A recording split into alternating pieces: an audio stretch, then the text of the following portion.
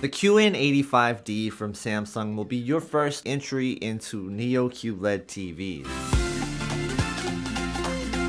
How's it going, everybody? It's KG from SamMobile. Today we're going to be looking at the QN85D. This is going to be the step up from the Q80D this year. The difference between the Q80D and the QN85D is that the QN85D is going to have mini LED, thus giving you better contrast because of more dimming zones and a better overall TV technology in mini LED. It's a brighter TV than the Q80D, and you're just going to get a better experience overall. Now, if you want to go up from the QN85D, you'd be looking at the Samsung QN90D.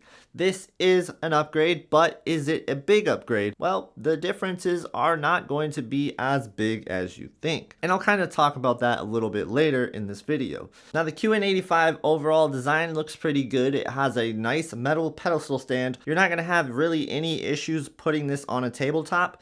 Because it is a central pedestal stand, you don't have to worry about the feet being too wide or anything like that, and it has enough room to accommodate a soundbar, which is always a good thing. Now, speaking of sound, the sound on this TV is pretty decent overall, but I do still recommend pairing it with something like a Samsung Q Symphony soundbar so you can get that Q Symphony experience from the TV and the soundbar. That combo is just a really good combo that I can always highly recommend when it comes down to Samsung. As far as connectivity goes, you have 4 HDMI 2.1 ports, all capable of 120Hz VRR gaming, 2 USB-A ports, an RF in, 1 digital out, 1 Ethernet port, and the TV is Wi-Fi 5. It also features Bluetooth connectivity. One thing you'll notice right away with Neo-QLED TVs is that they get pretty bright. Even the QN85D can get around 1,000 nits of brightness, which is really going to be a nice experience for people who aren't used to that kind of brightness. Now, when you're talking about getting a little bit more brightness out of the TV, you might want to look at the QN90D or even last year's QN90C. That would be a step up in brightness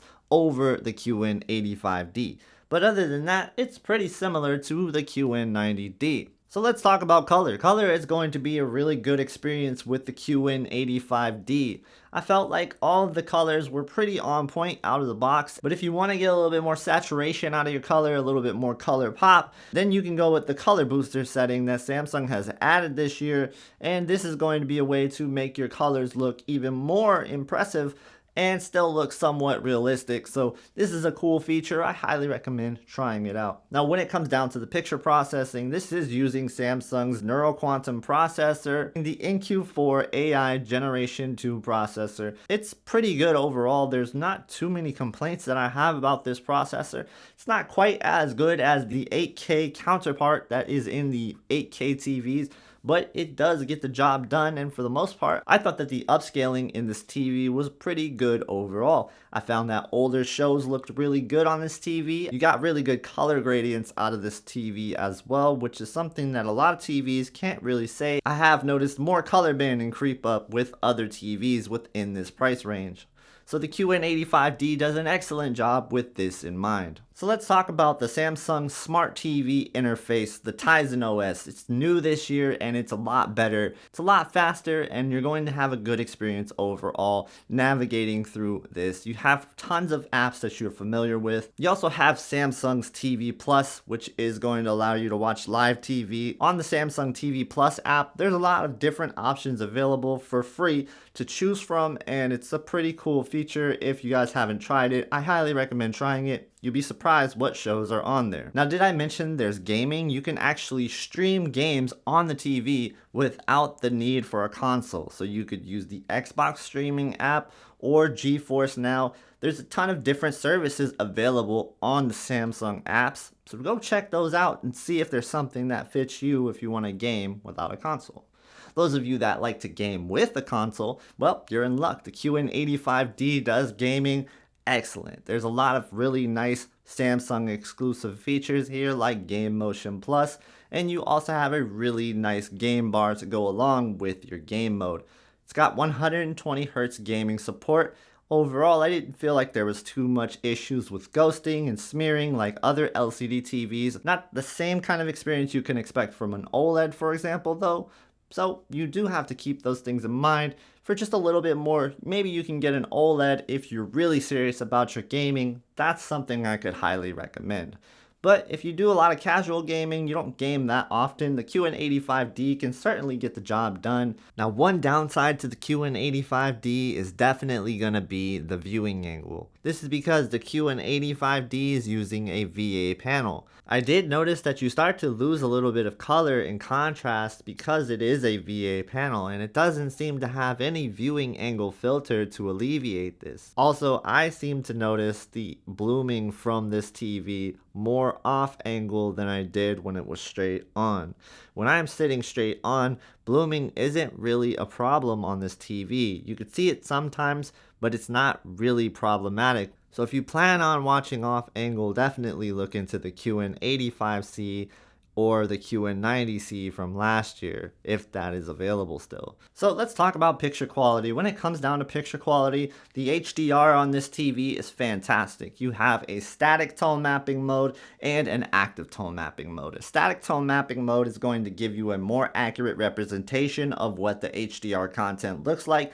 So if you're a fan of looking at what the director's intent is for movies and TV shows, that's going to be the way that you want to go, and that would be in filmmaker mode. Now, if you want to go to movie mode, this is going to be using the active tone mapping for HDR, and this is going to be more of a picture pop presentation. So you're looking for a little bit more brightness, a little bit more pop. This is going to be the mode that you want to try out. Movie mode is going to be a good movie watching mode if you're into that sort of thing. Of course, there's also the standard and vivid modes that you know, so you can choose those as well. Overall, there is something for everybody in terms of picture modes. So go ahead and try out your favorite picture mode on the TV. When it comes down to standard dynamic range to watch SDR broadcasts or sports, you're going to have a good experience with this TV as it is an LCD TV, so it can get very bright within SDR content.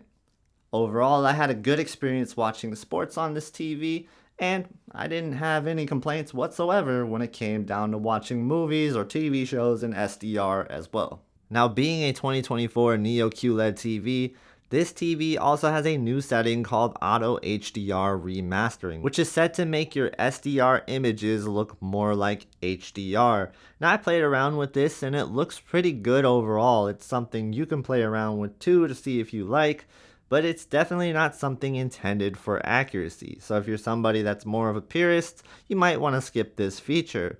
But if you're somebody that's looking for a little bit more picture pop, then maybe you could be satisfied by this feature. Now, how does this TV compare to the QN90D? In my opinion, it's almost as good as the QN90D.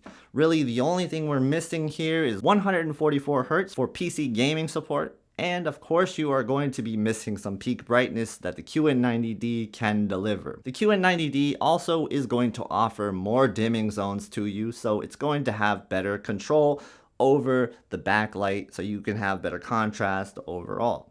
But I've seen both of these TVs side by side, and there's not really a dramatic difference going from the QN85D to the QN90D. Despite the QN90D having more zones and more capability, I think a lot of people will be fine with the QN85D. And if you're going to step up to the QN90D's price range, I highly recommend just stepping it up to the S90D instead. Let us know what you want to see TV content wise on SamMobile. I'd love to hear your guys' answer. Thank you guys so much for watching. Please subscribe to the channel, and I hope to see you in the next one.